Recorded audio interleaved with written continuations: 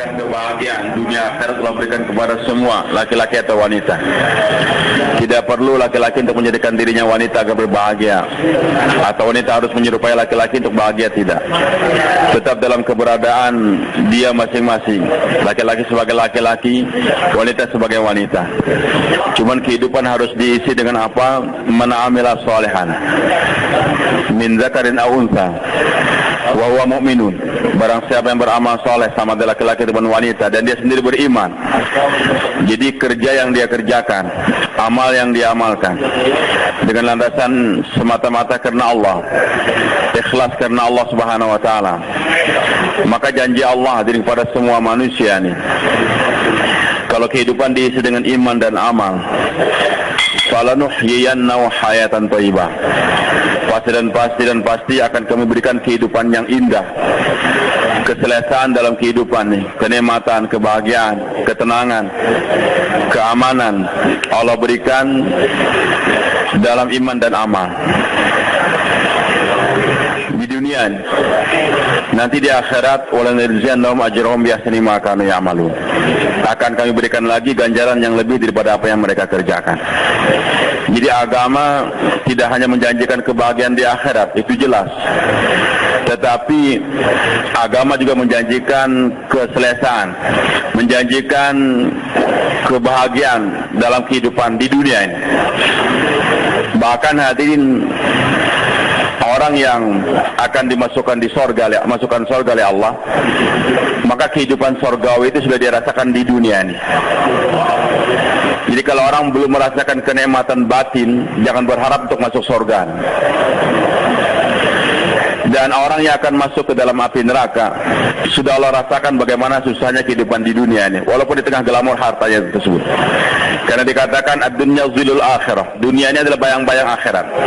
Maka orang yang akan bahagia di akhirat, sudah ada bayangannya kebahagiaan tersebut, walaupun tidak sebanyak yang dia sendiri, tapi bayangannya sudah ada, dia akan berbahagia di sana.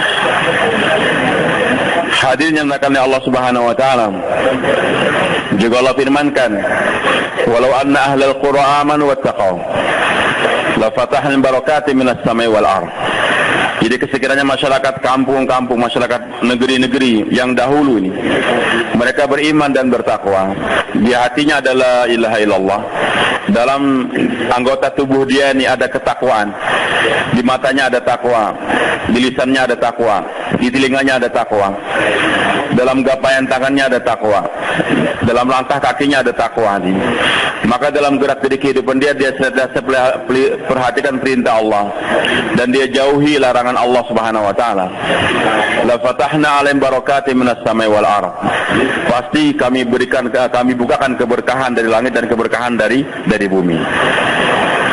Walakin kazzabu, cuman sayangnya mereka-mereka yang dahulu mendustakan ajaran, mendustakan para anbiya, mendustakan agama Allah Subhanahu wa taala. Fa akhadnahum bima kanu yaksibun, maka kami sikat mereka, kami azab mereka karena ulah perbuatan mereka sendiri. Hadirin yang dimuliakan Allah Subhanahu wa taala, hari ini orang beriman merasa tidak aman. Bahkan kadang-kadang di suatu tempat yang namanya Serambi Mekah, ketika jenazah banyak kami angkat sewaktu tsunami, ada yang berkata, kenapa musibah diturunkan kepada kami orang beriman, tidak pada orang kafir? Jadi kenapa musibah turun kepada kami orang beriman, tidak pada orang kafir? Hadirin yang dimuliakan oleh Allah Subhanahu wa taala, keimanannya mana yang akan menghadirkan keamanan di permukaan dunia ini? Maka bukan sekedar iman di lisan saja, sekedar pengakuan di lisan ataupun di hati tanpa dibuktikan dengan kerja. Maka Allah firmankan, alladzina amanu wa lam yalbisu imanahum bidzulmin ulaika lahumul amnu wa hum muhtadun. Alladzina amanu, mereka yang beriman, wa lam yalbisu imanahum bidzulmin, dan mereka tidak mencampur adukan iman mereka dengan kezaliman. Kezaliman di sini ditafsirkan oleh Rasulullah SAW adalah, beliau katakan kemusyrikan, sebagaimana firman Allah Subhanahu wa taala dalam surah Luqman, innasyirka la dzulmun 'adzim.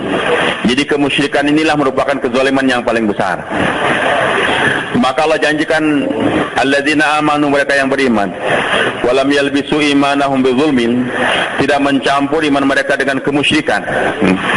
Ulaika lahumul amnu, mereka lah yang mendapatkan keamanan. Wa hum muhtadun, dan mereka lah kehidupannya senantiasa dalam bimbingan Allah Subhanahu wa taala.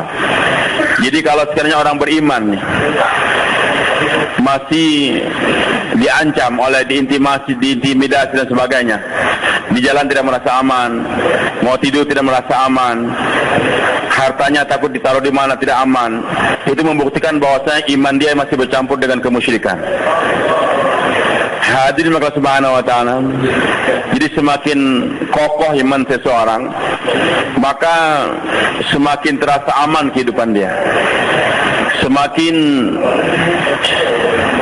besarnya kemusyrikan dalam diri seseorang, maka dia akan dihantui oleh perasaan tidak aman senantiasa.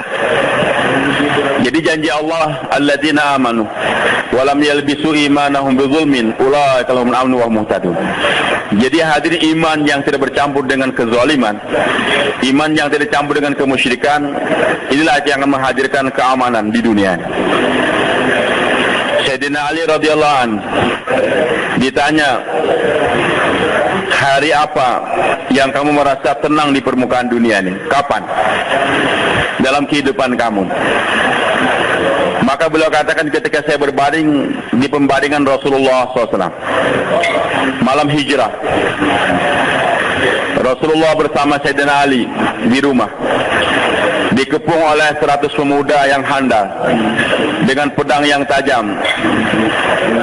Sekali digerakkan akan terputus tangan atau kaki. Maka dalam kepungan tersebut, semua pintu keluar dijaga. Tunggu kapan Abu Jahal kasih perintah, pintu rumah didobrak, akan dibunuh mereka, khususnya Rasulullah SAW. Tapi Nabi katakan, wahai Ali, saya akan keluar sekarang dari rumah ini, hijrah, dan kamu berbaring di pembaringan saya. Kemudian nanti besok pagi, barang-barang titipan orang Mekah ini, jadi walaupun mereka menganggap Nabi sebagai musuh, tapi untuk mengamankan barang mereka, menitipkan barang mereka, mereka titipkan di rumah Rasulullah SAW. Karena Nabi orang amanah, al-amin. Hadirin Allah Subhanahu wa taala. Kata Rasulullah, wahai Ali, titipan atau amanah orang ini kembalikan nanti kepada pemiliknya masing-masing. Setelah itu nanti kamu nyusul saya ke kota Madinah. Setelah itu kamu akan nyusul saya ke kota Madinah. Maka hadirin mendengar ucapan Rasulullah SAW, beriman, yakin dengan sabda Rasulullah SAW, bahwa saya nanti besok pagi Ali masih hidup, akan mengembalikan amanah orang-orang Mekah, bahkan akan menyusul lagi ke kota Madinah.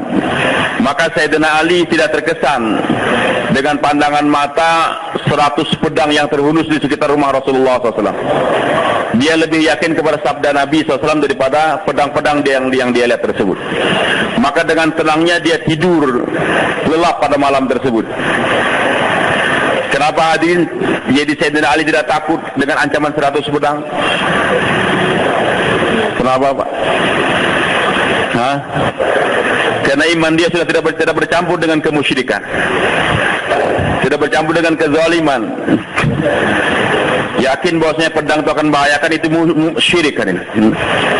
Yakin bahwasanya orang-orang para jawara-jawara ini, preman-preman yang sudah dibentuk oleh Abu Jahal, itu akan membahayakan, itu kemusyrikan. Jadi Sayyidina Ali radhiyallahu an terhunjam di hati, la ilaha illallah wa ma yantiqu 'anil hawa in huwa illa wahyu yuha. Yakin pada Allah dan yakin bahwa Nabi tidak pernah berbicara dusta, tidak ngomong sembarangan. Apa yang disabdakan oleh Nabi SAW wahyu daripada Allah. Maka hadirin, kemusyrikan akan, bahwasanya pedang akan bisa menebas leher seseorang, bisa memenggal seseorang, telah hilang di hati Sayyidina Ali radhiyallahu anhu. Maka beliau merasa aman, justru malam tersebut merasa paling aman. Aneh, hari ini Karkun tidur nggak merasa aman dari nyamuk saja, nggak merasa aman. Jadi jangankan pedang baru, nyamuk saja sudah takut. Makanya orang yang musyrik ini yang kena gigitan nyamuk.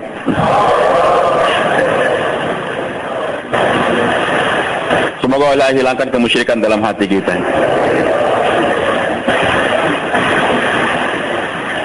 Kemarin terjadi perdebatan di antara ulama.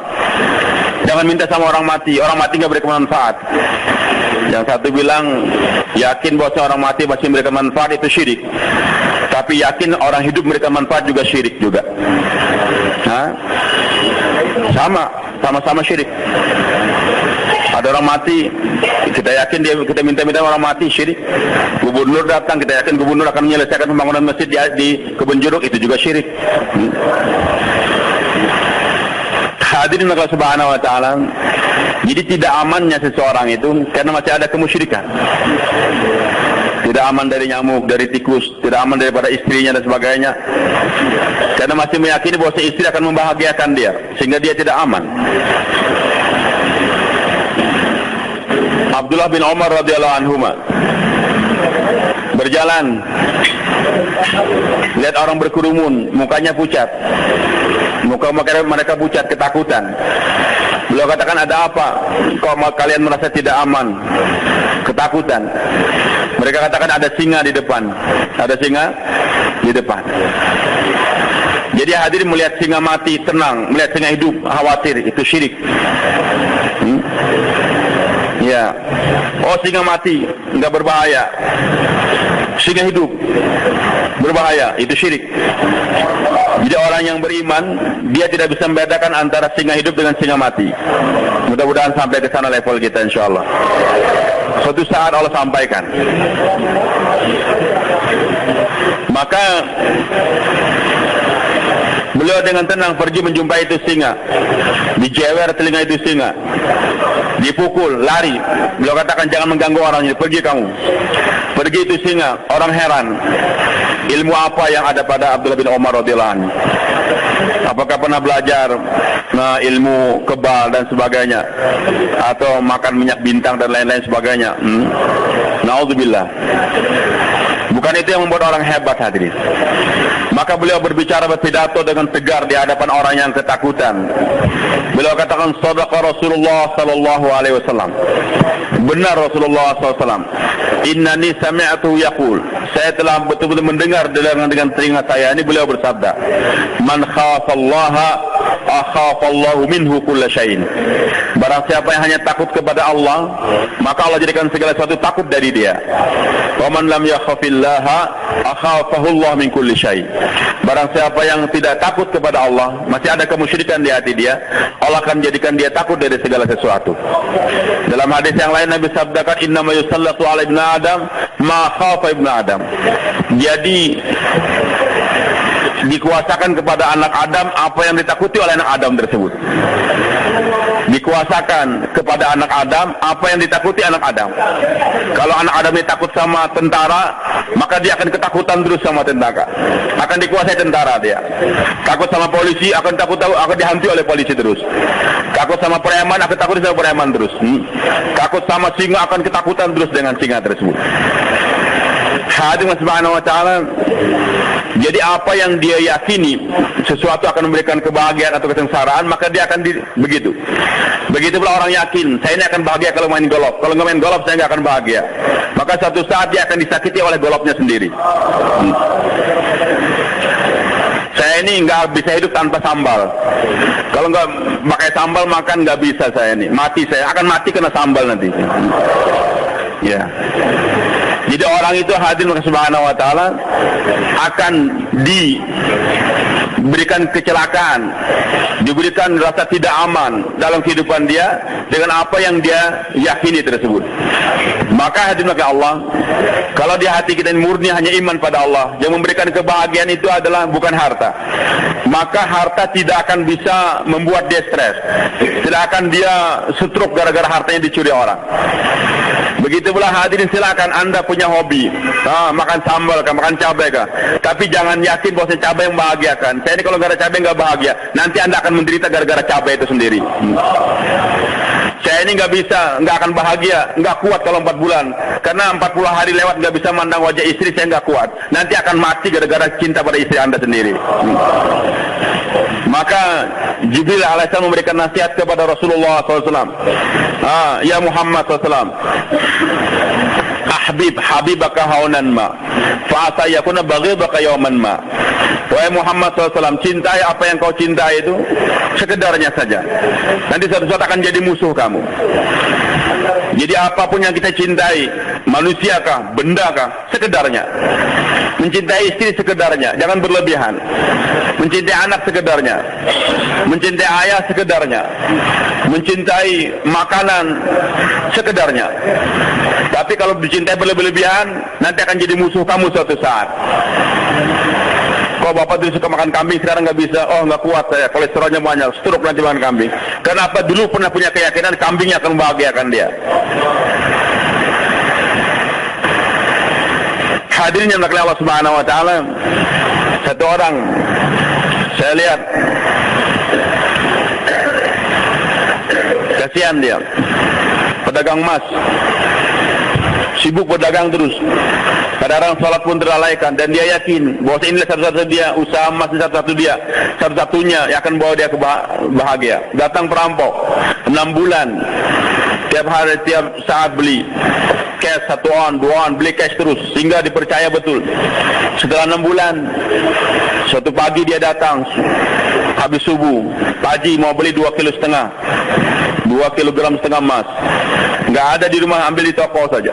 Nanti kita sama-sama sekarang, pagi-pagi. Sampai di toko, dia buka almari besinya. Waktu menunduk langsung dipukul oleh itu pencuri, oleh perampok. 2 temannya sudah nunggu. Ini orang pingsan, habis semua berangkasnya, emasnya diambil semua. Setelah siuman ternyata sudah habis semua. Sampai sekarang beliau stroke. Hartanya habis, dirinya stroke. Kenapa? Karena yakin gara-gara emas dia akan membahagiakan. Maka orang yang mencintai emas berlebihan daripada segalanya, suatu saat akan diuji oleh emas tersebut.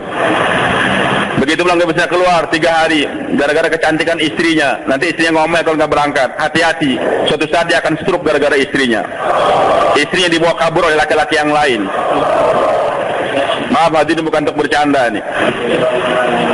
Menjelaskan apa yang dikatakan oleh Nabi SAW, apa yang dikatakan Jibril alaihissalam. Maka hadirin, keamanan tidak akan datang dalam kehidupan seseorang kalau keimanan dia masih bercampur dengan kemusyrikan. Alladzina amanu wa lam yalbisu imanahum bidzulmin ulaika lahumul amnu wa hum muhtadun. Jadi orang yang beriman dan tidak mencampur iman dia dengan kezaliman, itu kemusyrikan, pasti mereka aman. Kemusyrikan Allah katakan 2 dalam Al-Quran, dalam akhir surah Yusuf. Syirik jali, syirik khafi. Kenyataan yang ada Allah katakan dalam Al-Quran, wa ma aktsarun nasi walau harasta bimu'minin. Wahai Muhammad SAW, bagaimanapun kamu serakah, dan seorang nabi harus serakah, dai harus serakah. Bagaimana orang harus beriman, kita minimal harus serakah, harus terbentuk 13.230 jamaah 4 bulan, 443 jamaah 4 bulan, 8.787 jamaah 40 hari. Serakah harus nih, bahkan lebih daripada itu, jangan lemah.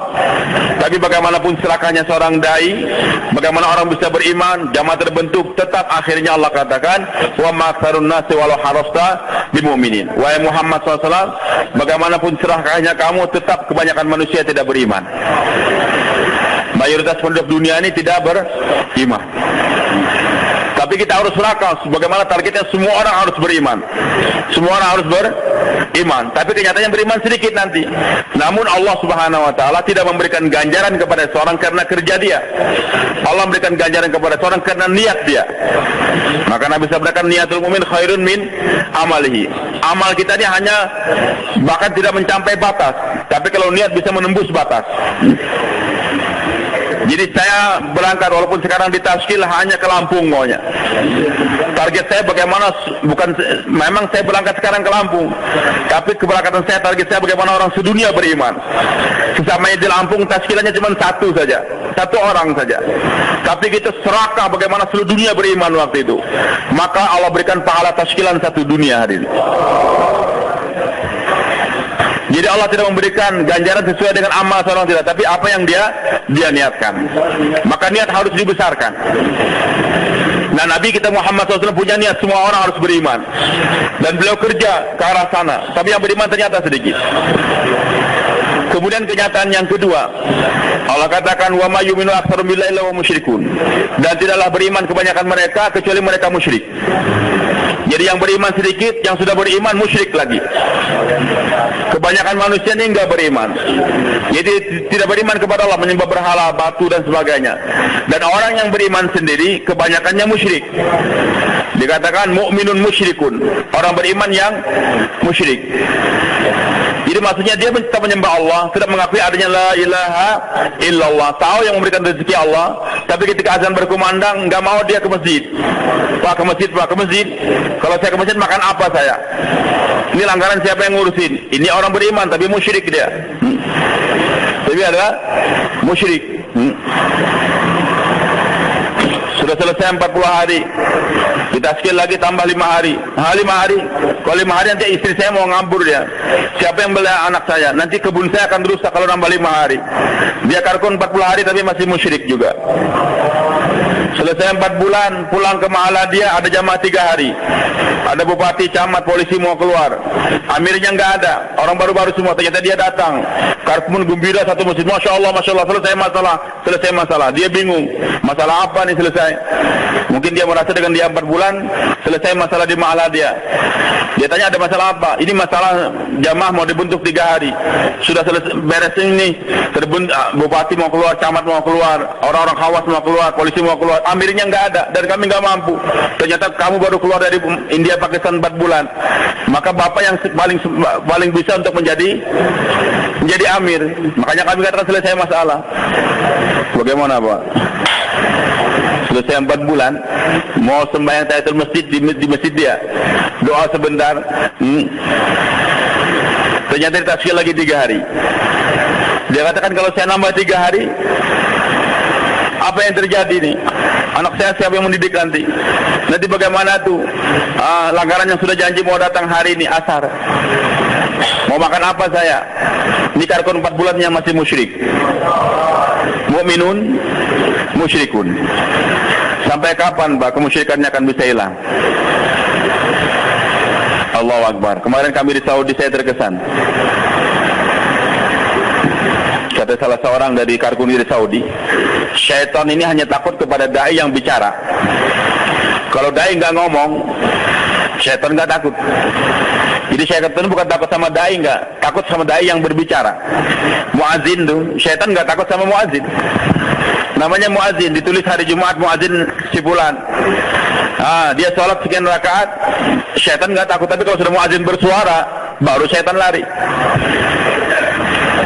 Kalau sudah selesai bicara, sholat lagi, syaitan nggak takut, datang lagi dia. Oh itu karkun 4 bulan, syaitan nggak takut. Karkun setahun, syaitan nggak takut. Karkun 3 tahun, kiai, allamah, macam-macam gelarnya, nggak takut. Tapi kalau dia bicara, baru syaitan takut. Jadi bukan masalah label dia sudah 4 bulan EPB, setiap tahun keluar 4 bulan, tidak. Yang ditakuti oleh iblis waktu dia bicara atau enggak. Makanya walaupun keluar 4 bulan ta'lim, jauhlah ta'lim tapi enggak bicara. Saya siap 4 bulan, tapi jangan coba-coba suruh saya jadi mutakallim. Jangan coba-coba suruh saya bayan. Kalau saya bayan, Amir lihat saja. Kamu jumpa saya Isya, subuh jangan lihat wajah saya lagi. Maka hadirin karkun kayak gini, walaupun dia setiap tahun keluar 10 bulan, iblis nggak takut sama dia. Kapan iblis takut sama seorang yang bicara, berani ngomong? Wa man ahsanu qawlan, kenapa qawlan? Kan seharusnya dinan.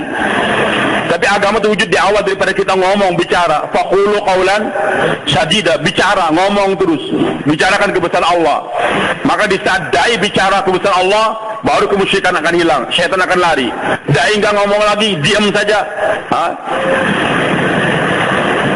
Zikir saya belum selesai nih. Jangan jauhlah dulu. Belum selesai. Maka iblis enggak takut sama Anda. Bersedia bicara senantiasa insyaallah. Hadirin yang dimuliakan Allah, maka untuk mengobati 2 macam kemusyrikan tadi Allah katakan, obatnya enggak ada jalan lain. Qul hadhi sabili ad'u ila Allah ala basiratin ana wa wa man ittaba'ani, untuk mengobati dua macam kemusyrikan tersebut. Tidak ada jalan lain.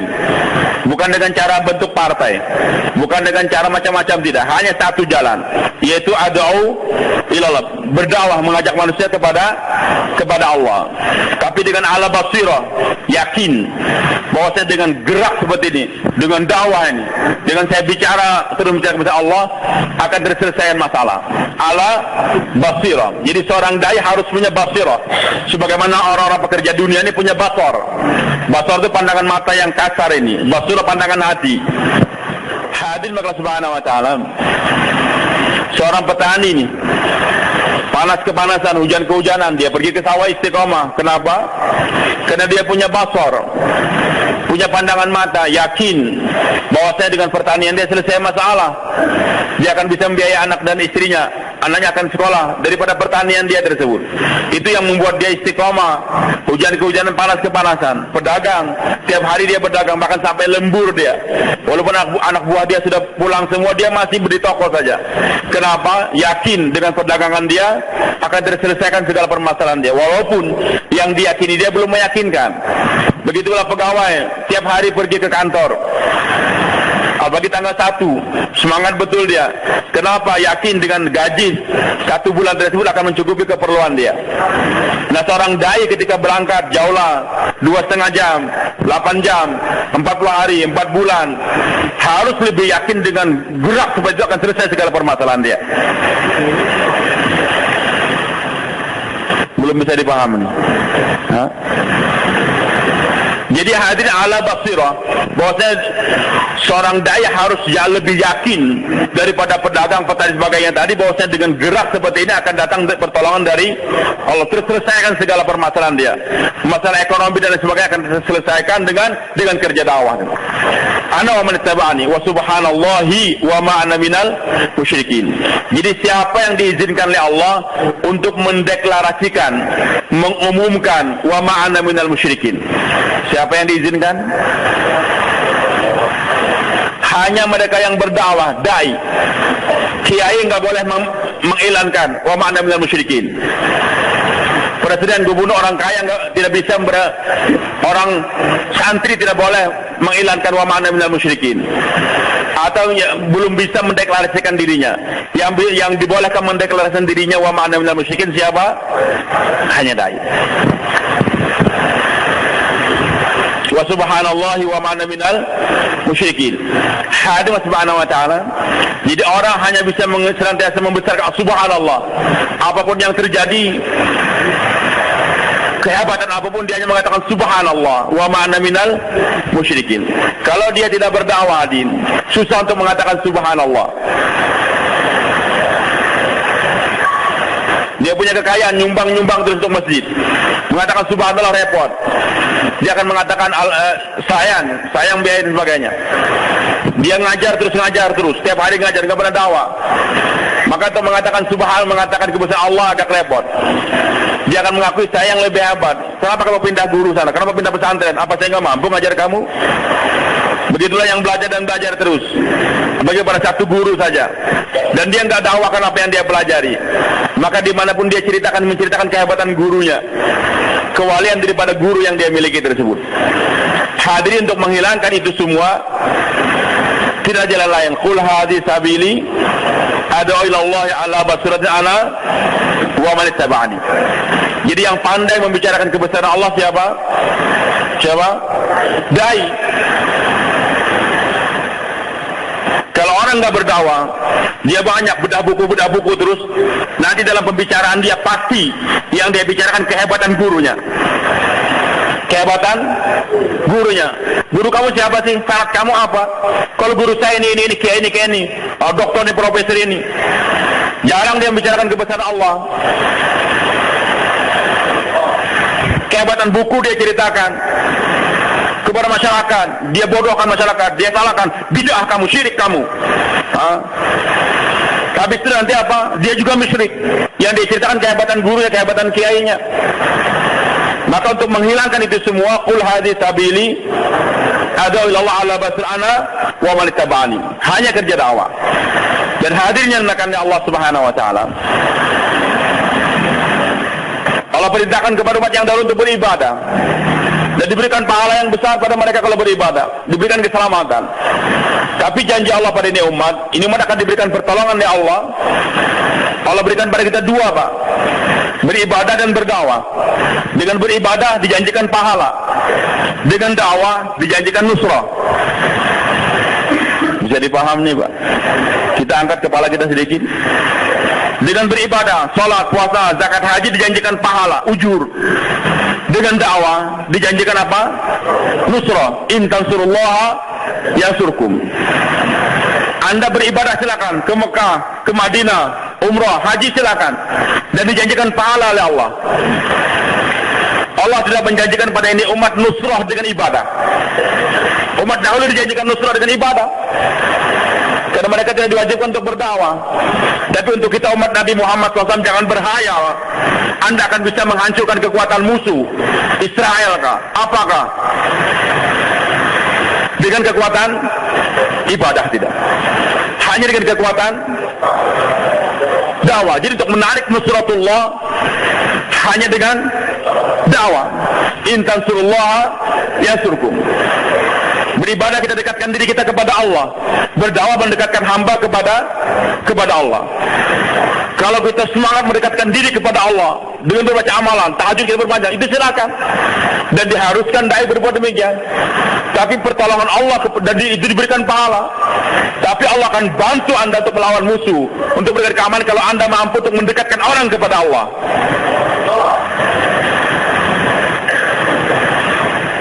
Agak susah barangkali untuk dipahami, hadirin. Istimewa Pakistan, saya sudah pernah ceritakan juga dahulu sini. Jadi malam saya hampir satu malam nggak tidur. Bukan karena pusing dengar dentuman, nggak, ingin saingan saja. Dan juga karena ada SMS banyak dari kawan-kawan. Ustadz, ini gimana nih tablik nih, nggak bicara solidaritas muslim, teman-teman kita di Gaza dibom, sementara kita jauh-jauh gitu saja, talim saja. Hah? Apa nggak ada solusi lain? Kita harus bawa bendera tablik. Kita harus demo di Monas sana dan sebagainya. Dari daerah banyak datang. Maka hadirin Allah Subhanahu wa taala, kita harus paham, Pak. Istimewa di Pakistan beberapa tahun yang lalu. Hadir satu orang pemain kriket. Main kriket nih, Pak. Di Indonesia jarang memang. Di negara-negara Commonwealth, Pakistan, India, Malaysia yang dibuat di daerah Inggris, ini memang pertandingan kriket itu memang mereka gandrungi, apalagi di Pakistan lebih daripada bola kaki. Maka pemain kriket terkenal di Pakistan namanya Imran Khan. Terkenal dia nih. Di samping dia memang jago dalam main, dan saya yakin kalau sepatu yang dilempar oleh orang Irak kepada Jus Bush itu dipegang Imran Khan, kena kepala Jus Bush itu. Cuman karena yang megang sepatunya itu orang Arab, nggak pernah main kriket, dia ngelempar emosi, jadi nggak kena. Mungkin kalau saya ngelempar kena juga, minimal telinganya. Lemparan dia hebat, kriket. Tapi yang membuat Imran Khan terkenal ini juga, setiap pertandingan sholat dia jaga terus. Bahkan di lapangan dia berani membacakan azan, anak buahnya sholat semua. Dan yang lebih lagi, kekayaan dia itu separuh lebih untuk bangun yatim piatu, untuk bangun pondokan yatim piatu, pesantren dan sebagainya. Masjid-masjid dia bangun dari uang dia pertandingan tadi. Suatu saat hadir dalam pertemuan, jumpa dengan Maulana Sa'ad Damat Barakatuh. Maka kata Maulana Sa'ad, wahai Imran, kamu sekarang keluar di jalan Allah. Setelah awal daripada 3 hari kan, nanti 40 hari, 4 bulan sebagainya. Maka Imran Khan katakan, Maulana saya sibuk, nggak bisa, apalagi sekarang jadi pelatih lagi. Tapi alhamdulillah saya sudah membantu Islam banyak. Saya sudah banyak membantu Islam, saya sudah bikin masjid, bikin pesantren, saya pelihara anak yatim piatu dan sebagainya, alhamdulillah. Maka Maulana Sa'ad Damat Barakatuh katakan, wahai Imran, sampai hari ini kamu sekarang baru membantu umat Islam. Kamu belum membantu Islam. Belum membantu Islam. Bisa dipaham, teman-teman? Belum paham gitu. Kemarin saya sampaikan waktu di Jeddah kita kumpul. Alhamdulillah di Jeddah, Pak, kegiatan dakwah kita sudah mulai bagus lah. Bahkan setiap hari Jumat pagi mereka kumpul cukup banyak. di markas karena banyak beludak kita bagi-bagi. Sekarang ada 3 tempat untuk pertemuan di Jeddah ini. Ada ulama hadir, saya sampaikan ini. Dia katakan, Ustaz, saya baru pertama kali dengar ini juga. Saya katakan, saya juga waktu di Pakistan pertama kali juga selama umur saya sudah hampir 50 tahun. Jadi kata Syekh Sa'ad, Maulana Sa'ad, wahai Imran, kamu sekarang tuh baru membantu umat Islam. Kamu belum membantu agama Islam. Heran dia. Bagaimana Maulana? Kan sudah bangun masjid, membantu Islam, membangun madrasah. Maka Syekh Sa'ad katakan, wahai Imran, kamu harus membedakan membantu umat Islam dengan membantu Islam. Jangankan kita hadirin, di kalangan sahabat yang pengorbanan begitu hebat saja terjadi perbedaan. Dan yang Allah pahamkan betul-betul mereka yang korban banyak. Abu Bakar As-Siddiq radhiyallahu anhu. Yang lain hampir semuanya enggak paham. Bukan saya mengecilkan sahabat, tidak. Perbedaan di antara sahabat saja yang banyak korban, ternyata yang Allah berikan kepahaman yang lebih hanya Abu Bakar As-Siddiq radhiyallahu anhu. Tapi dengan tegarnya Abu Bakar, pahamnya Abu Bakar, Allah pahamkan semua sahabat akhirnya. Gimana?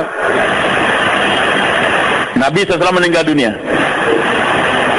hari Ahad sore dengan kepala terikat, sakit kepala Rasulullah SAW. Bayan hidayah kepada rombongan Usama bin Zaid yang akan diberangkatkan menghadang tentara Romawi yang mau menyerang kota Madinah. Kata Nabi, Amsidu Pak Usama, berangkatkan rombongan Usama. Ini sudah dibayan hidayah, bahkan malam hari harus berangkat semua, jangan ada yang bermalam lagi di kota Madinah. Maka dalam keadaan sakit, kepala diikat, menahan sakit, naik kasih bayan hidayah. Usama diberangkatkan, kumpul di Juruf namanya, suatu tempat di luar kota Madinah. Berkemah di sana dulu, kumpul semua.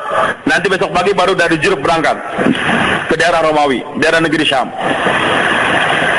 Setelah kumpul di Juruf, pagi hari mau berangkat, Rasulullah SAW Senin pagi sudah 17 kali tidak bisa mengimami sholat, sakit.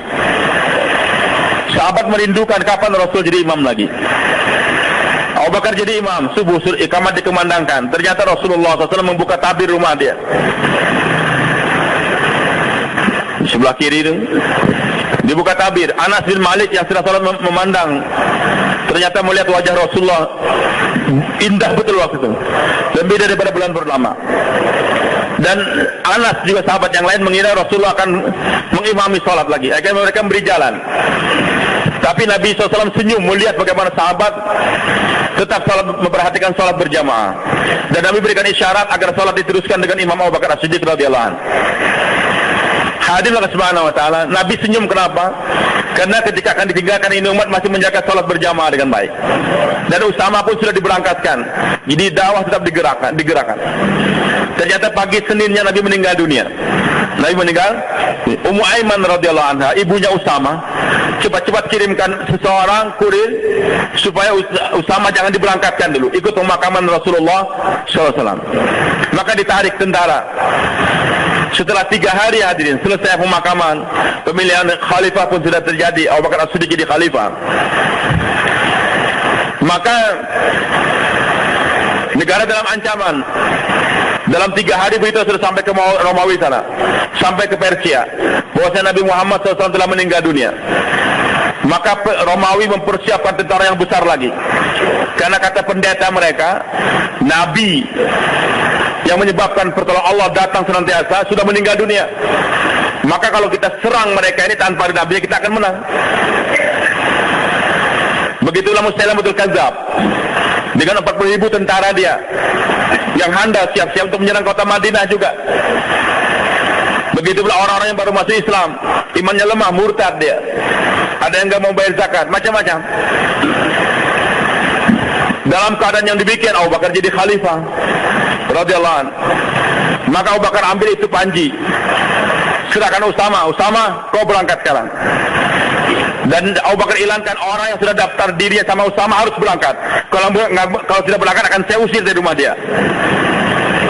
Kemudian kamu wahai Khalid bin Walid, Wahsy, bentuk rombongan serang itu Musailamatul Kadzdzab. Kamu wahai Umar, bersama dengan sisa sahabat keliling sekitar kota Madinah ini.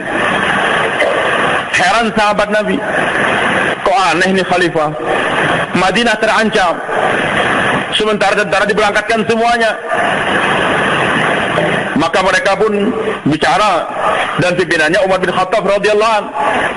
Dia kata, wahai khalifah, apa enggak salah nih? Ini Usama diberangkatkan, Khalid diberangkatkan, nanti Umar pun berangkat, musuh akan nyerang, nanti mereka akan karena Madinah kosong, istri-istri Rasul akan dibunuh, anak kita akan dibunuh semua, bahkan malamnya akan dimakan serigala semua bangkai-bangkai tersebut. Jangan diberangkatkan dulu tentara, kita pertahankan dulu kota Madinah. Abu Bakar katakan tidak. Saya tidak akan merubah keputusan yang telah dibuat oleh Rasulullah SAW. Usama harus berangkat. Saya tidak akan merubah. Begitu pula ini Musailamah Kadzdzab mengaku Nabi, harus dibunuh. Ini perintah Rasulullah, harus diberangkatkan Khalid bin Walid. Begitulah yang tinggal mau bayar zakat, walaupun mereka punya sholat. Agama enggak pernah membedakan antara, Rasul tidak membedakan antara sholat dengan zakat. Dua-duanya harus dikerjakan. Wa aqimus sholata wa atuz zakat. Hadirin subhanahu wa ta'ala, Umar masih minta supaya jangan diberangkatkan. Di sini bedanya, Pak. Sahabat semua radhiyallahu anhum memikirkan keselamatan orang Islam, keselamatan istri-istri Rasulullah SAW, keselamatan anak-anak mereka. Abu Bakar tidak. Yang dipikirkan oleh Abu Bakar adalah keselamatan Islam. Itu Islam, perintah Rasulullah, amfizu atau Usama harus diberangkatkan. Ini Islam. Begitu pula zakat harus dibayar. Islam nih, rukun Islam harus dijaga. Yang murtad-murtad harus kembalikan kepada Islam, kalau harus dipancung mereka. Ini Islam. Jadi hadirin, para sahabat memikirkan keselamatan umat Islam, dan para sahabat yakin kalau umat Islam sudah selamat, nanti Islamnya mudah disebarkan. Abu Bakar tidak, Islamnya dijaga. Kalau sudah Islam terjaga, umat Islam pasti akan terjaga. Dan umat Islam boleh dikorbankan untuk agama, tapi agama nggak boleh dikorbankan untuk umat Islam. Bisa kita paham hadirin? Umat Islam boleh dikorbankan untuk agama, tapi agama tidak boleh dikorbankan untuk umat Islam. Umat Islam terbunuh semuanya mati untuk agama, bagus. Umat Islam hidup semuanya dengan penuh kenikmatan, dapat istana semua, tapi Islam dikorbankan, nggak bisa. Saya tidak mau hidup dengan mengorbankan Islam, tapi saya siap mati untuk Islam. Biarkan badan saya dikoyak-koyak, dicincang, tapi Islam hidup. Jangan sampai umat Islam hidup tenang, ekonominya beres, anak mereka terpelihara jadi dokter, insinyur, profesor semua, sementara Islam dikorbankan, tidak bisa.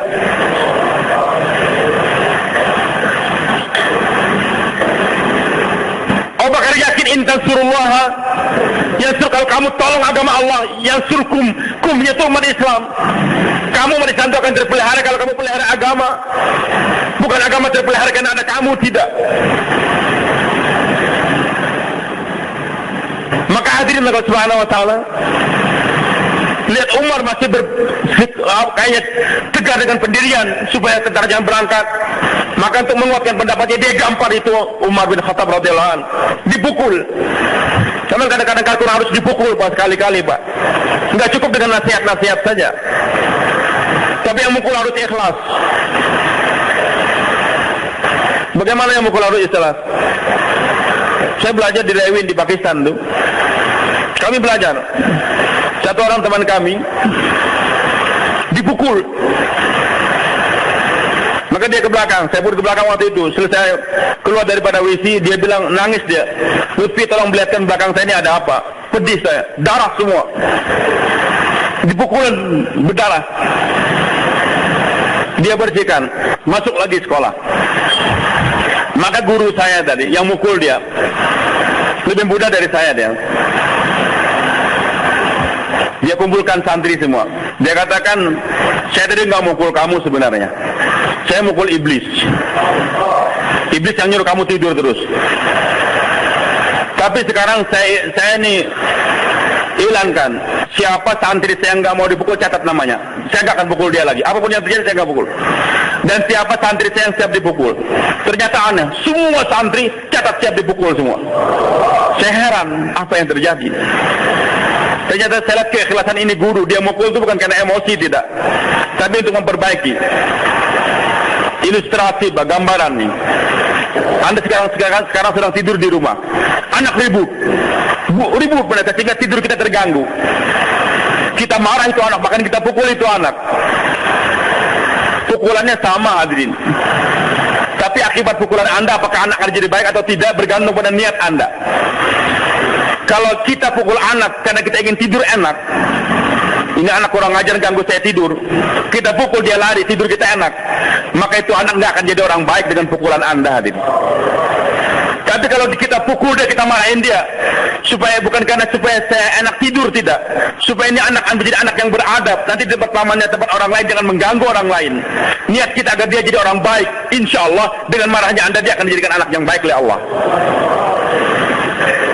Ini beda, Pak. Jadi yang Anda pikirkan itu Andanya sebagai umat Islam kah? Atau perintah Allah yang ingin Anda tanamkan kepada diri anak Anda? Kalau kita mukul karena supaya saya enak tidurnya, nggak akan bisa membina anak Anda. Mungkin sekarang dia ribut, suatu saat dia akan bunuh orang, naudzubillah. Tapi kalau saya tegur dia, saya marah dia, saya pukul dia, supaya agama tertanam dalam diri dia, maka pukulan Anda mengarah dia ke jalan yang lurus. Abu Bakar heran, kok Umar yang begitu tegas pemberani sekarang kok jadi penakut, bahkan punya usul yang sama dengannya, maka digampar pimpinan.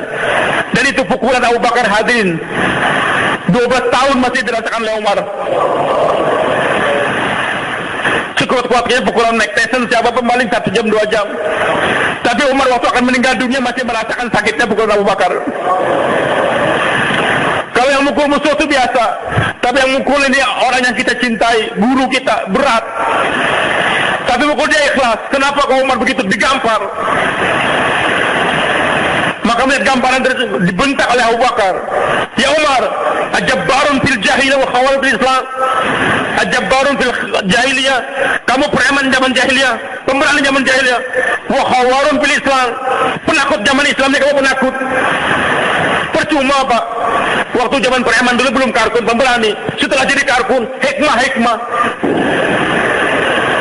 Bukan hikmah, itu pengacut namanya. Beda antara hikmah dengan pengecut, Pak.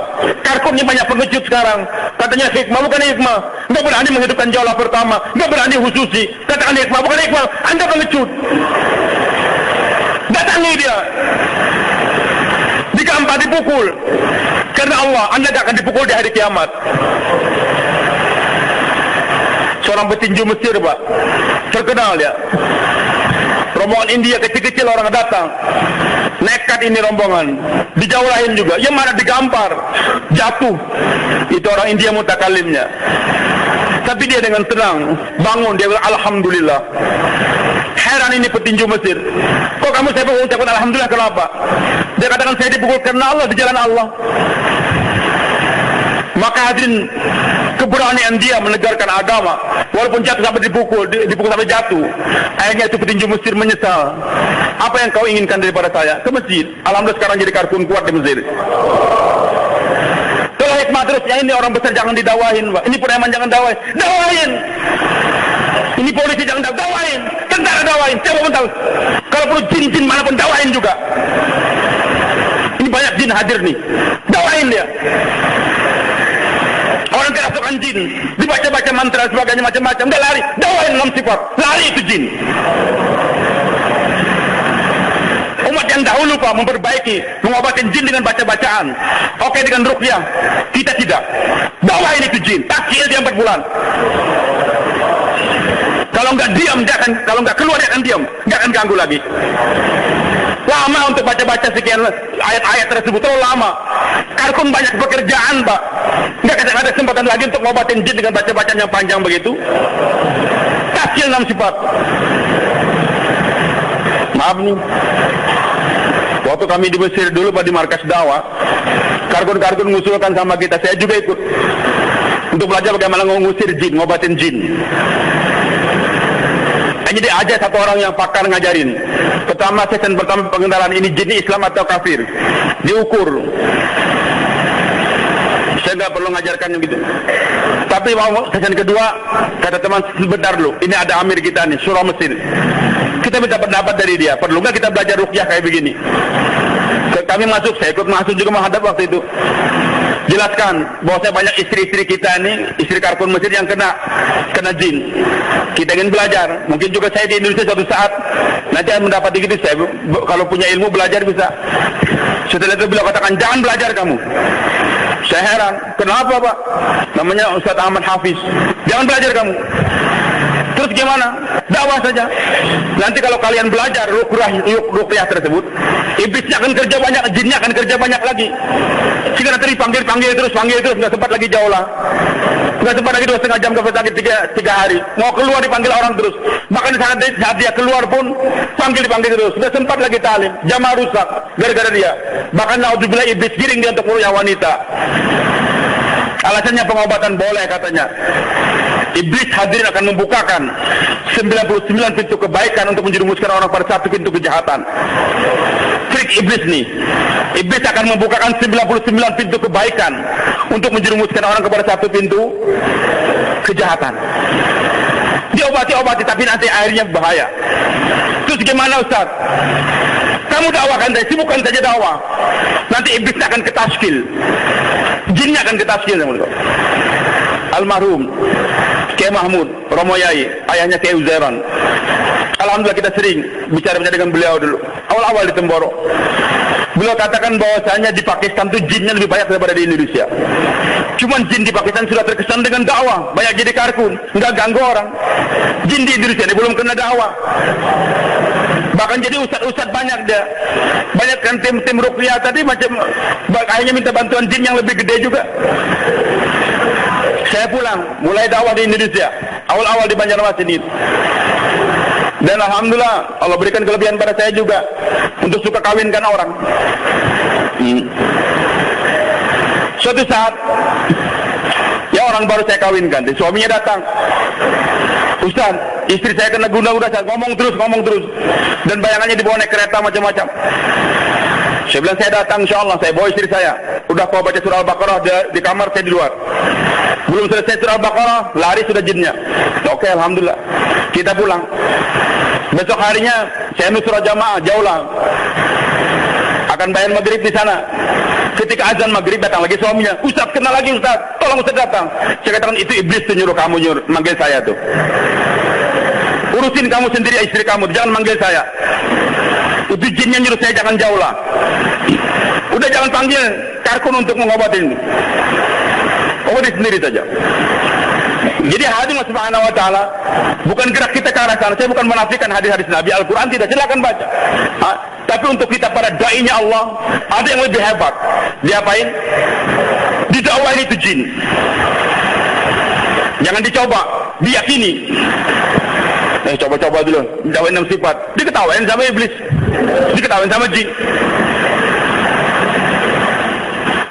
Maka hadirin Allah Subhanahu wa taala kembali kepada permasalahan.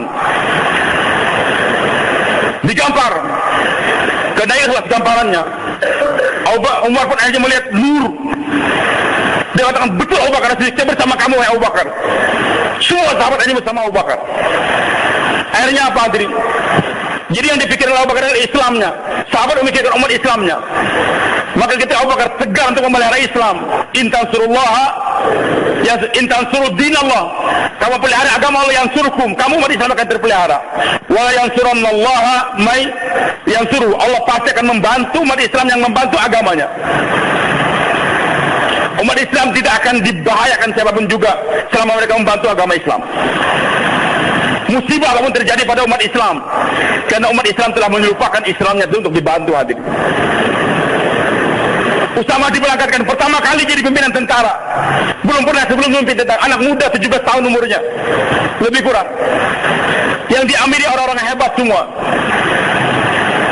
Tapi hadirin yang dimakan Allah, berkat ketaatan dan juga agama yang ingin dipelihara, musuh sudah pasang mata-mata mereka di setiap gunung Usama berangkat. Pertama agak santai dulu, tapi setelah beberapa hari semakin malam hari pun jalan juga. Nggak ada waktu istirahat lagi. Istirahat sebentar, jalan lagi, malam hari jalan.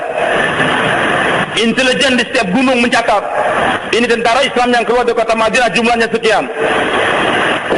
Dalam tentara Islamnya ada 5 hadirin. Ada Muqaddamah, Muakhara, Maisarah, Maimanah, dan juga yang tengah nih. Jadi tentara depan, belakang, muka, sayap kanan, sayap kiri. Nanti ada yang di tengah.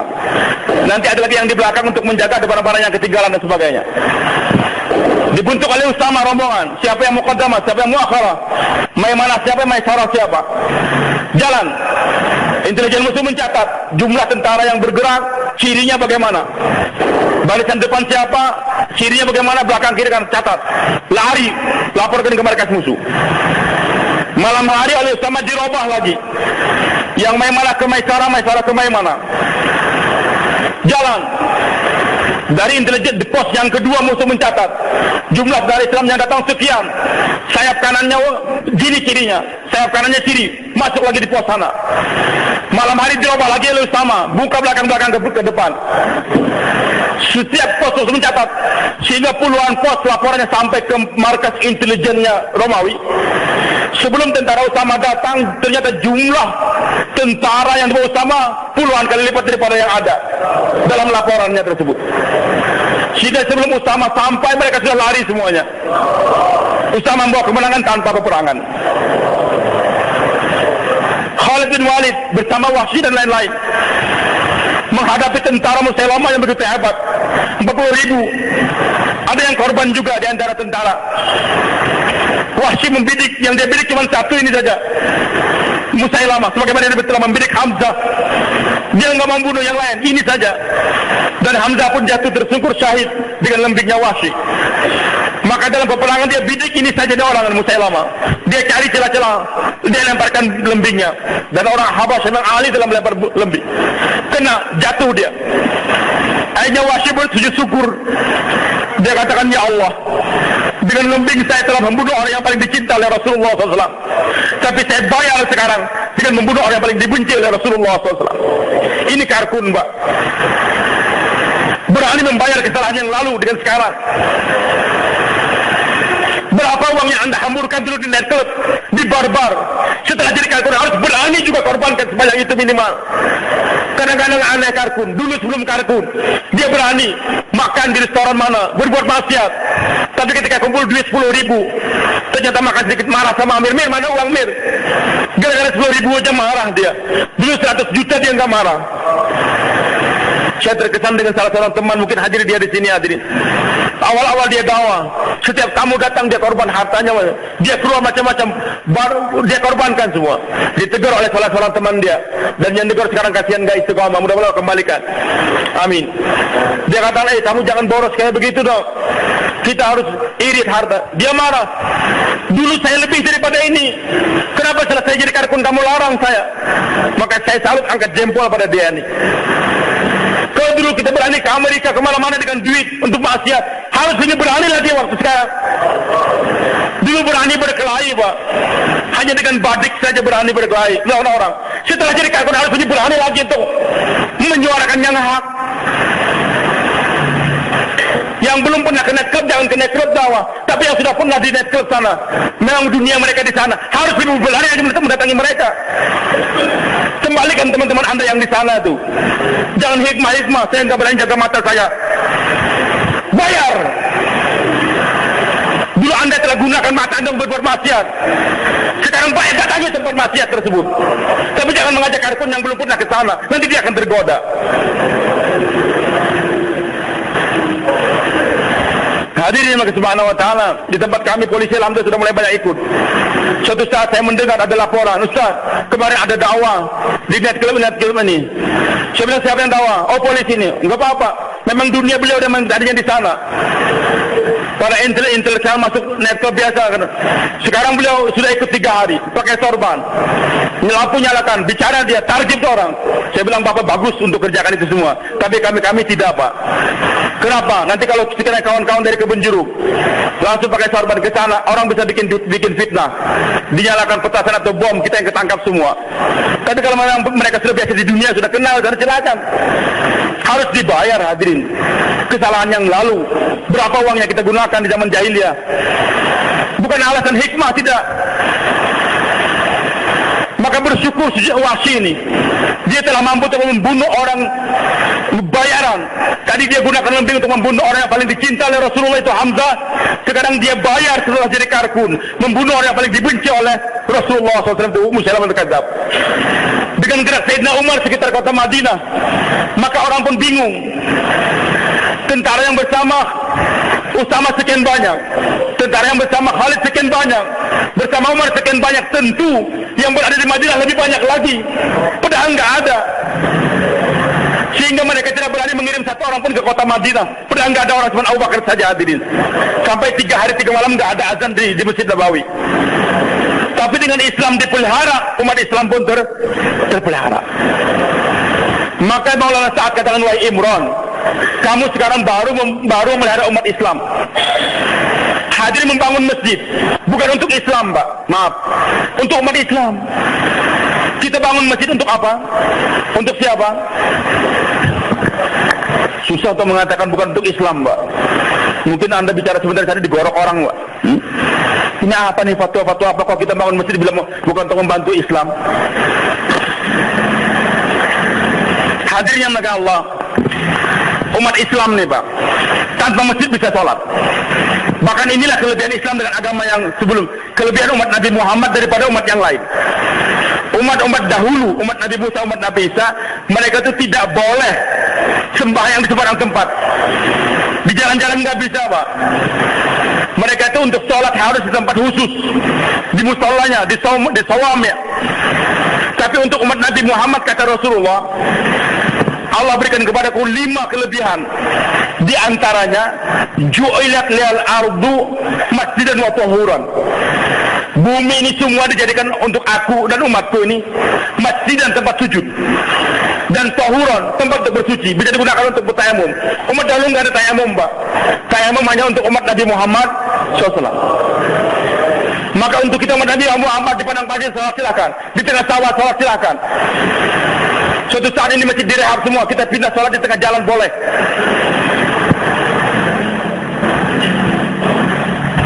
Jadi umat Islam ini bisa sholat tanpa bangunan masjid. Bahkan di Sudan waktu saya keluar sana tahun 87, dari Mesir kita naik kereta api ke Aswan, kemudian dari Aswan kita naik kapal melalui Sungai Nil, berhari-hari sampai di Wadi Halfa namanya, pelabuhan Sudan. Naik kereta api Sudan, kereta api yang terbaik di dunia dari bawah. Sangat sederhana betul kereta apinya nih. Nanti kita mampirnya stasiunnya itu terserah sopirnya. Kita mau sholat, di mana mau sholat, itu kata orang itu masjid. Saya bingung mana masjidnya. Padang pasir ternyata dikasih batu 4 begitu saja. Itu masjid bagi mereka. Wudu di mana itu wudu, jangan tayamum. Bahkan banyak di desa-desa di Sudan, mereka nggak punya masjid, namanya zawaya. Jadi maksudnya tempat sholat hanya tiang-tiang pohon saja itu, mereka pelapa kurma, sederhana sekali, tapi makmur. Jadi umat Islam ini hadirin bisa sholat tanpa bangunan masjid. Nah sekarang kenapa dibangun masjid? Untuk siapa kita bangun masjid nih? Supaya umat Islamnya tenang, jangan kehujanan sholatnya, jangan kepanasan.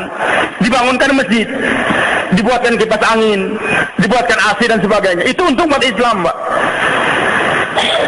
Ya, di tempat kami nggak ada masjid, kami nggak bisa sholat, dusta itu. Anda sholat di halaman rumah bisa.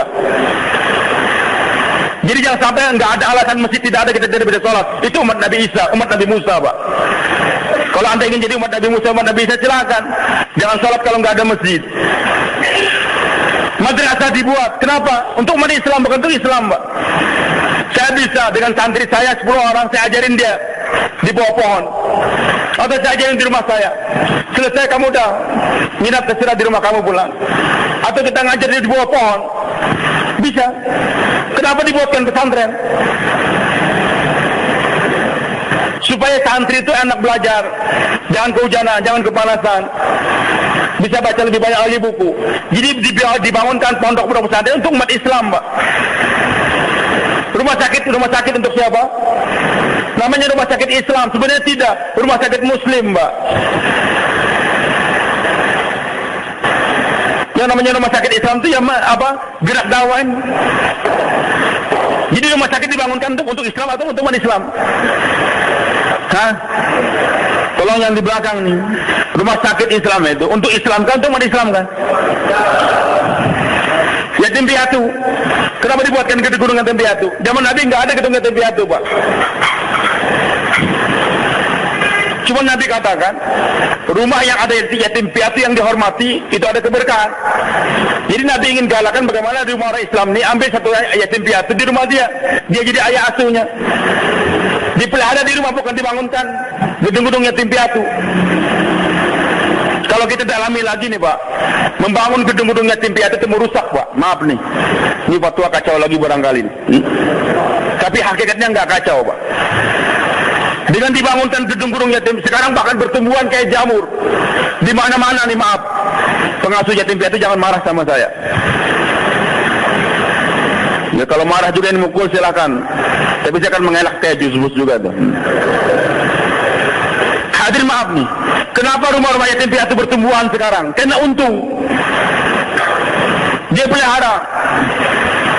Bahkan salah seorang teman saya bilang, dia karkus sekarang, Ustaz, saya itu untung Ustaz. Yang saya pelihara cuma 16 orang saja di yayasan kami. Tapi karena nasi bungkus tuh, datang 50 bungkus.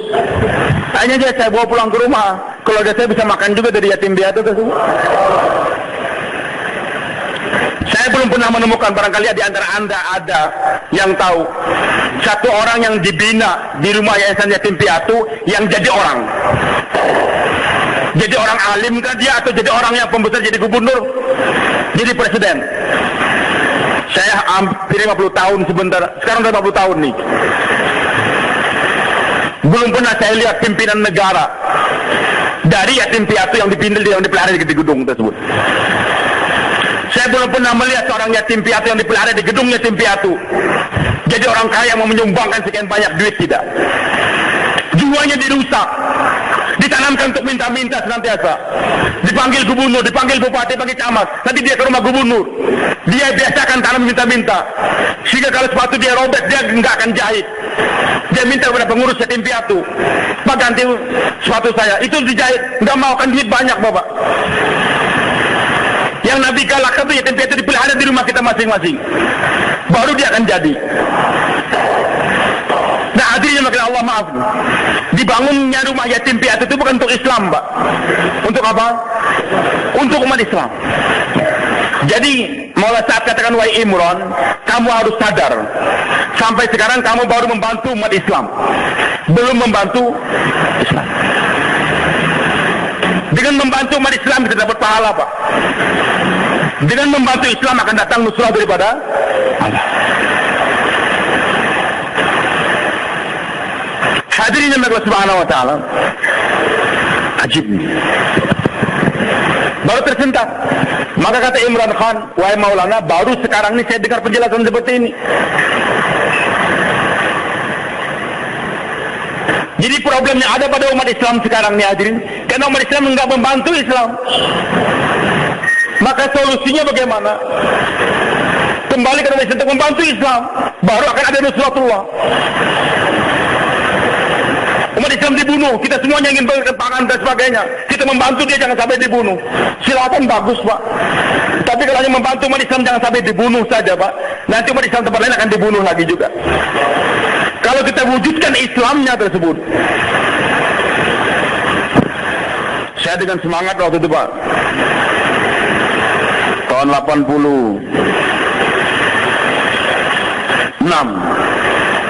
perang Afghanistan terjadi.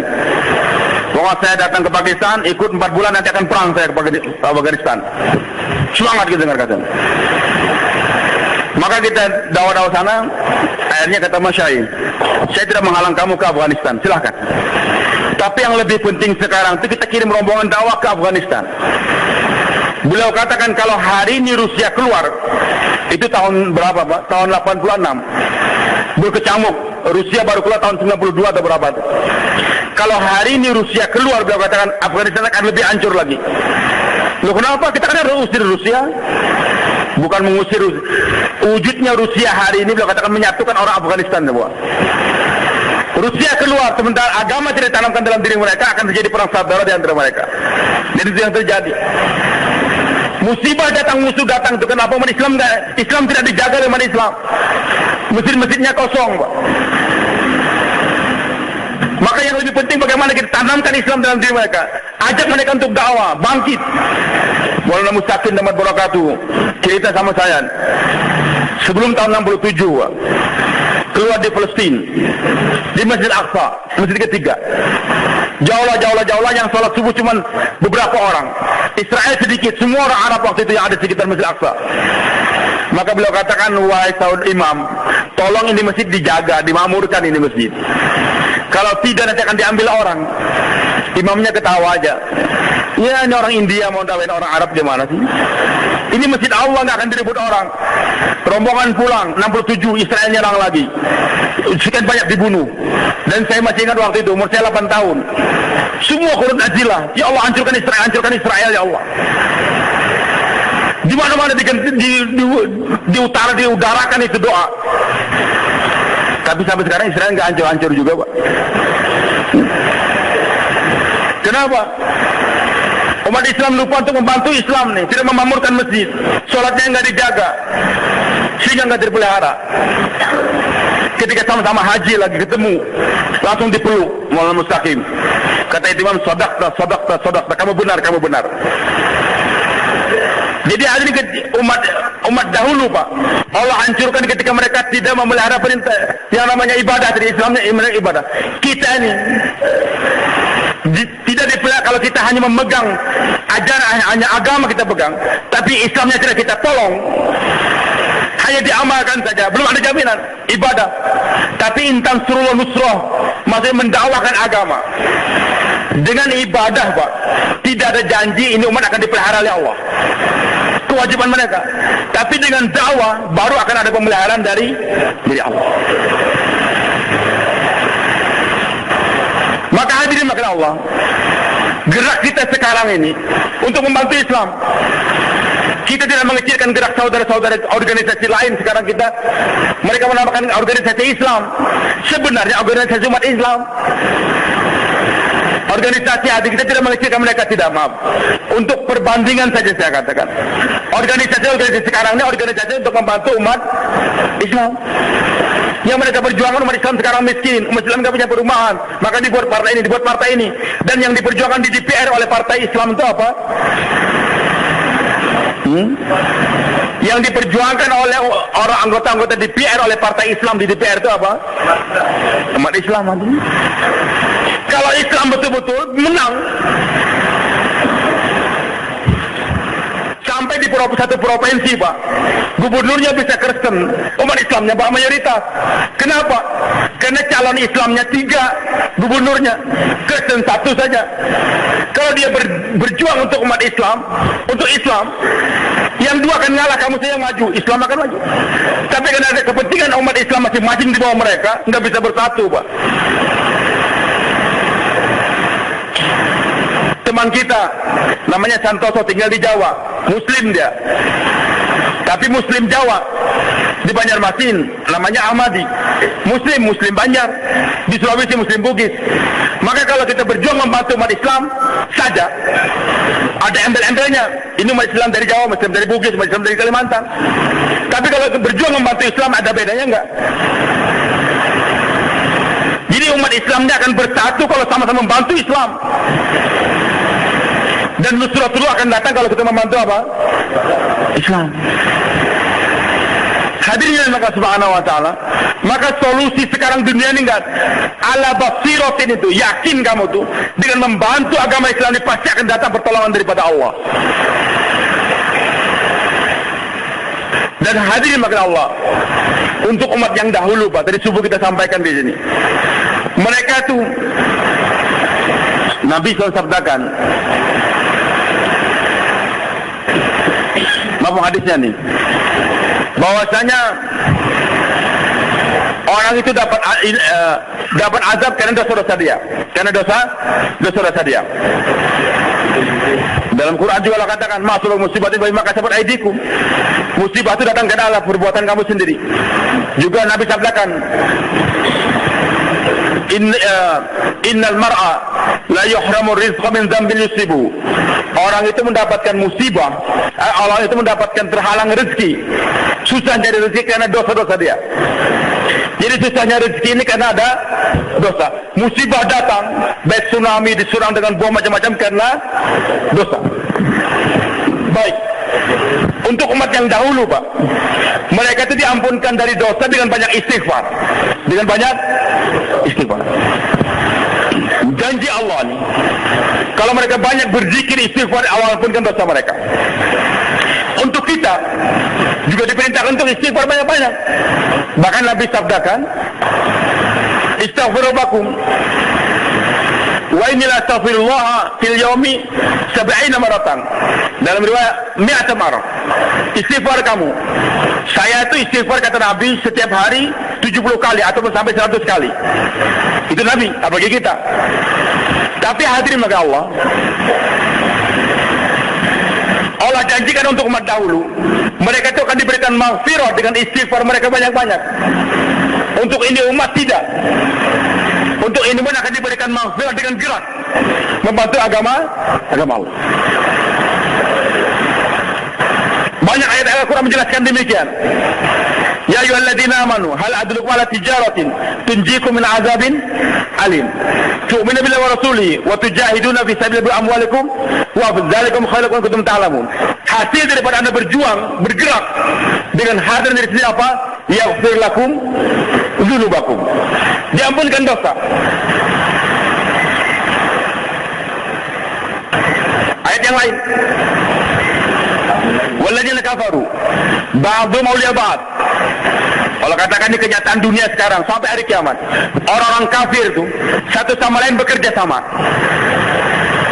Orang kafir itu bekerja sama satu sama lain. Walaupun namanya komunis kah, namanya kapitalis kah, namanya oriental, apa saja yang mereka namakan, ya, tapi yang jelas Yahudi, Nasrani, Majusi semua kerja sama. Untuk apa kerja sama? Allah firmankan dalam ayat yang lain, innal ladzina kafaru yunfiquna amwalahum liyasuddu an sabilillah fasayunfiquna. Sesungguhnya orang-orang kafir akan menggunakan menafkahkan harta mereka untuk menghalang orang dari jalan Allah, memindahkan orang dari jalan yang lurus, pindah ke agama. Dan akan dikuatkan lagi fasayunfiquna, dan mereka terus akan menafkahkan harta mereka. Jangan berhayal Anda satu detik pun juga orang kafir akan berhenti menggunakan duitnya untuk menghalang orang di jalan Allah. Ini takkid daripada Allah, fasayunfiquna. Mereka nggak pernah tidur, nggak pernah berhenti untuk menggunakan hartanya untuk menghalang orang dari Allah. Tapi Allah ingatkan, gerak orang kafir bekerja sama untuk menghancurkan umat Islam, bekerja sama untuk menghalang orang dari Islam, itu tidak akan memberikan kesan apa-apa kalau umat Islam sendiri bergerak. Maka Allah firmankan dalam ayat berikutnya surat Al-Anfal ini, illam taf'alu, kalau kamu enggak bekerja sama juga dengan orang beriman, maka akan berdatangkan dua perkara, Pak. Takun fitnatun fil ardi wa fasadun kabir. Nanti akan datang fitnah di dunia ini. Fitnah ini maksudnya bencana terus-menerus datang. Kebakaran, kebanjiran, tsunami, pemboman, serangan udara, serangan darat, serangan laut, macam-macam akan datang terus. Enggak pernah berhenti. Ini namanya fitnah. Wa fasadun kabir, dan kerusakan yang besar, rusaknya akidah. Umat Islam akan pindah agama nanti. Umat Islam akan pindah agama. Kenapa? Bukan karena geraknya orang kafir menggunakan hartanya, tidak. Tapi musibah yang datang itu, umat Islam pindah agama karena umat Islam tidak bekerja sama satu sama lain. Orang kafir memang kerja sama mereka, bahkan iblis pun kerja sama mereka. Tapi kerjasamanya orang kafir untuk menghancurkan Islam tidak akan memberikan kesan apa-apa. Yang memberikan kesan itu adalah umat Islam tidak bekerja sama satu sama lain. Nah, kerjasamanya apa Allah katakan? Walladzina amanu, mereka yang beriman. nggak diam dengan iman mereka. Wahajaru, imannya dibawa bergerak dengan membawa iman. Syekh Yusuf rahmatullah katakan, matahari ketika bayan hidayah jamaah akan diberangkatkan, matahari beredar membawa cahaya, maka yang tersebar apa? Yang tersebar cahaya, kegelapan hilang. Suatu saat matahari akan beredar juga menjelang hari kiamat. Matahari akan diredupkan oleh Allah. Cahayanya dicabut, matahari masih beredar. Maka ketika mentari beredar tanpa cahaya, yang tersebar apa? Kegelapan. Maka beliau katakan, sekarang orang-orang turis-turis bergerak beredar di dunia tanpa ada cahaya iman, tanpa ada cahaya sholat, zikir dan sebagainya. Datang ke Bali, sengaja beli celana pendek dipakai di depan toko tersebut. Mandi sengaja. Jadi mereka ini bergerak menyebarkan apa? Kegelapan. Sekarang Karkun bergerak, sholatnya dibawa bergerak. Lain Pak, sholat di rumah dapat pahala berapa? 1. Bawa itu sholat dengan bergerak, datang ke masjid, jadi berapa nilainya? 27. Gerakan itu sholat, bawa ke Mekah sana, jadi berapa? 100.000. Bawa ke Madinah, jadi 50.000 ataupun 1.000. Bawa ke luar jannah Allah, jadi berapa? 700.000. Jadi nilai ibadah anda itu akan bernilai kalau dibawa bergerak. Maka ketika Karkun bergerak membawa sholat, Karkun bergerak bertasbih, berzikir, Karkun bergerak membawa sholat dan sebagainya, akan tersebar. Sekarang di airport Perancis, alhamdulillah sudah ada masjid. Bahkan di airport Singapura sekarang ada masjid. Di bandara Thailand sekarang, di Bangkok, ada masjid. Bahkan ada kaumnya khusus, marwatnya khusus.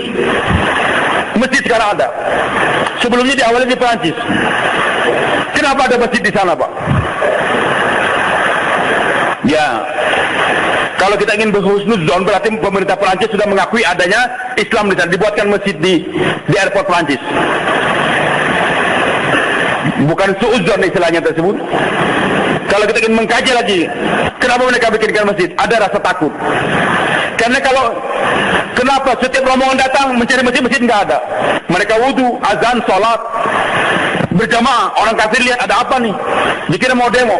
Ternyata sholat, ruku, bertanya-tanya masuk Islam. Sekian ribu orang Perancis masuk Islam di airport Perancis. Kalau dibiarkan mereka sholat begini terus, nanti akan kacau nih. Maka dibuatkan masjid di pojok sana supaya sholat mereka jangan kelihatan.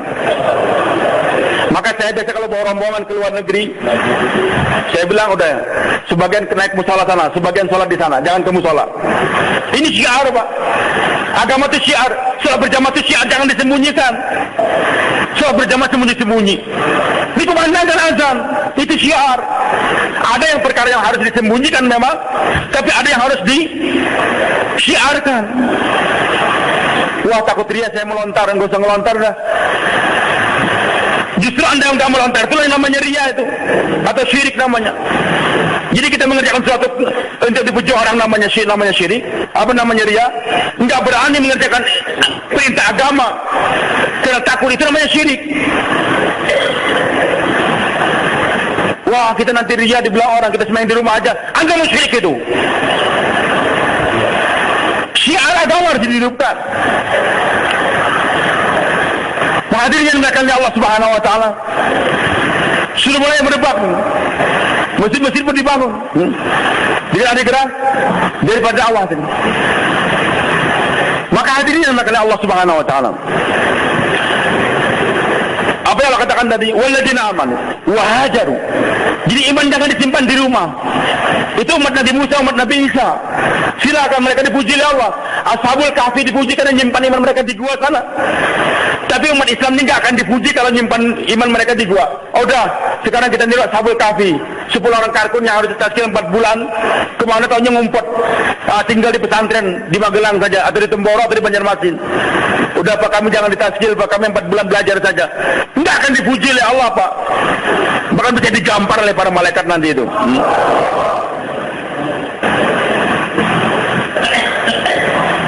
Allah puji umat imannya dibawa bergerak, bukan dibawa berdiam, tidak. Sebagian orang memang harus belajar di pondok, tapi yang belajar pun lagi gerak lagi. Waliyunziru qaumahum, bukan berdiam, tidak. Kemudian bergeraknya mereka untuk apa? Kalau Kalau hijrah, haji juga hijrah, sholat berjamaah juga hijrah. Tapi wajahadu fi sabilillah, di sini penekanannya, Pak. Bergeraknya mereka untuk memperjuangkan agama Allah. Ini gerak muhajirin. Jadi gerak mereka membawa iman. Jangan sampai mau bergerak mereka membawa kemunafikan. Geraknya membawa apa? Membawa iman. Berjauhlah, tundukkan pandangan. Tersebar cahaya. Berjauhlah sambil nengok perempuan. Assalamualaikum warahmatullahi wabarakatuh. Ada bapak, Bu? Enggak ada. Oh, ibu jaga sholat, Bu, ya. Tapi dia waktu memandang jaga sholat, hatinya sudah masuk ke munafikan di hati dia. Memandang itu perempuan. Bapak kapan pulang, Bu? Saya sudah janda, Bu. Masuk lagi ke munafikan, bahaya, maaf nih. Na'udzubillah. Sampai ada karkun yang berjauh bisa berkhianat begitu, kenapa? Karena bergeraknya bukan membawa iman, membawa kemunafikan. Kalau terjadi karkun ini, singkirkan dia, gampar dia. Merusak jamaah. Saya yang pertama kali akan gampar dia. Bergerak membawa iman, bukan membawa kemunafikan. Bergerak. Ada orang sakit kena jin, dia mengobati sendiri tanpa izin amir. Yang diobati perempuan. Tarik itu karkun, suruh pulang ke markas dia. Lawan, keroyok dia. Tapi jangan dibunuh. Dihajar saja. Maaf nih. Tapi gambarnya kayak gambar Abu Bakar kepada Umar. Karena kasihan sama dia, merusak jamaah. Maka hadirin kali ini kita bergerak mereka membawa iman, memperjuangkan agama, bukan menyembunyikan iman saja bagaimana Ashabul Kahfi.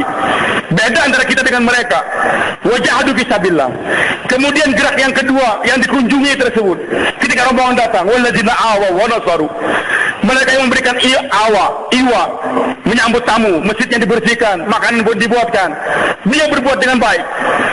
Wa nasaru, bergandengan tangan, nusrah, mengunjungi, buat jaulah dan sebagainya. Mewujudkan bagaimana 13.000 jamaah terbentuk. Namanya nusrah. Iwa, memberikan makanan, minuman dan sebagainya. Nusrah, bergandengan tangan dengan kaum muhajirin, membawa ke jaulah. Maka kalau umat Islam bekerja sama demikian, dan ingat, para sahabat Nabi tidak ada yang muhajir daim, enggak ada yang ansari daim. Maksudnya jadi hijrah terus enggak ada. Abu Bakar hijrah dari Mekah ke Madinah.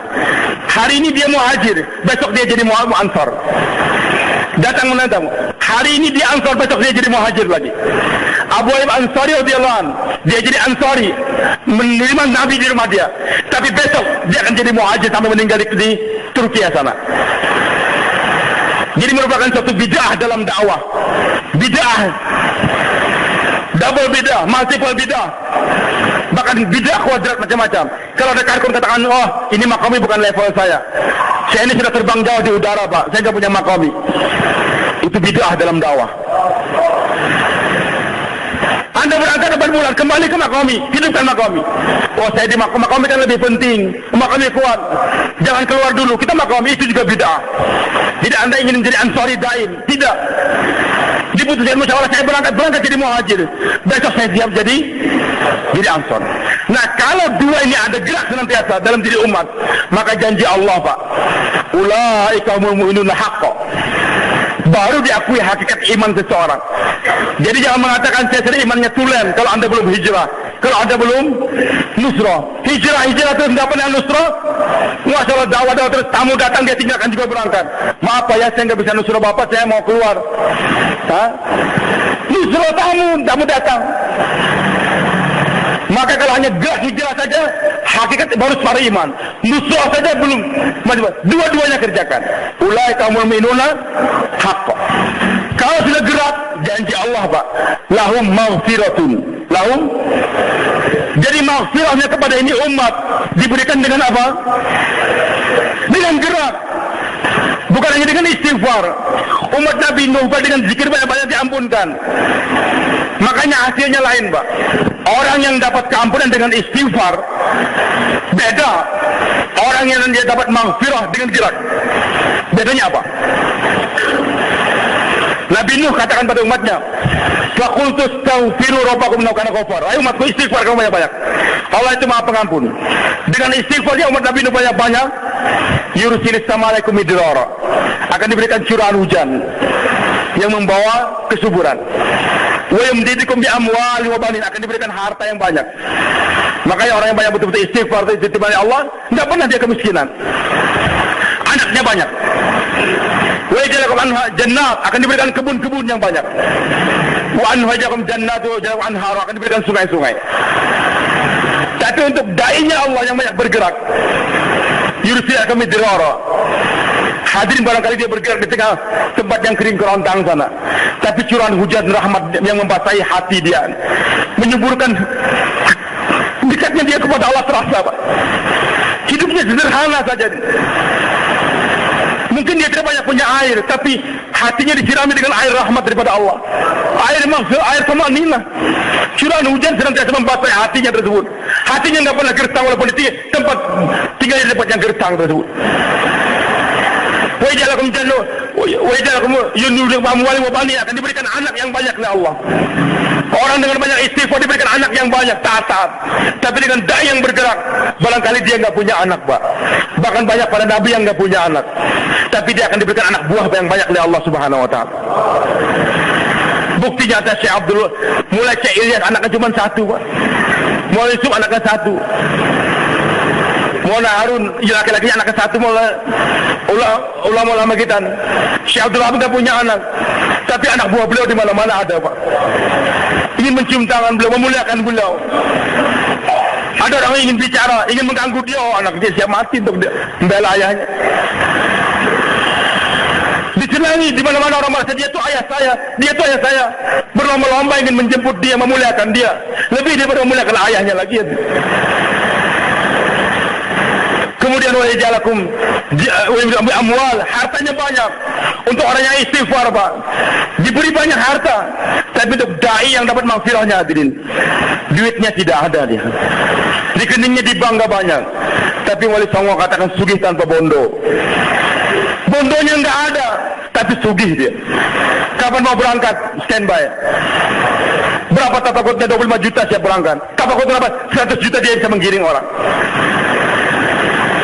Di rekening banknya tidak ada, tapi setiap saat surat dari langit Allah bukakan dengan cara Allah sendiri, Pak.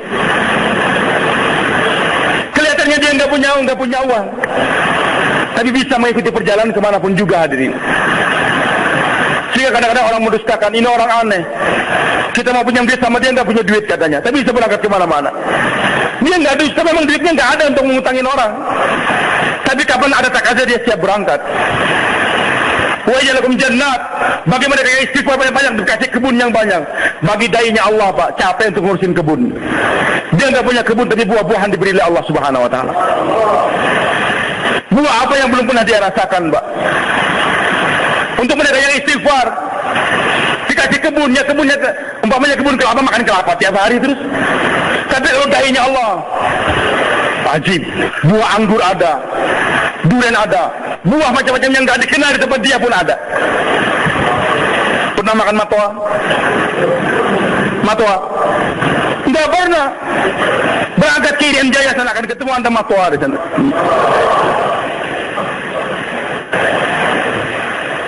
Lihat buah zaitun, kita takutin buah apa ketakutan. Itu abid yang takut melihat buah itu. Dai, Pak. Dai, Pak, di sorga dia nggak pernah pangling. Abid bisa masuk sorga aja masih bingung dia. Orang Arab asik beribadah, lihat buah durian bingung di sorga. Ini apa nih buah berduri? Dai nggak bingung dia. Karena Allah katakan di Quran, kullama ruzziqa minha min samaratin wa utubihi mutasyabiha. Jadi di sorga itu buah-buahan seperti di dunia ini gambarannya begitu. Nggak pernah lihat durian di sorga bingung. Tapi kalau dari keliling udah biasa kita durian ini tenang. Kelihatannya berduri tapi dalamnya lain. Nggak pernah lihat buah tin, bingung. Kalau dai keliling dunia aja nggak pernah bingung lihat itu semua. Dia tinggalnya di gumuk, ibadah di gumuk, zuhud dia. Masuk surga bingung dia, pangling. Apa nih?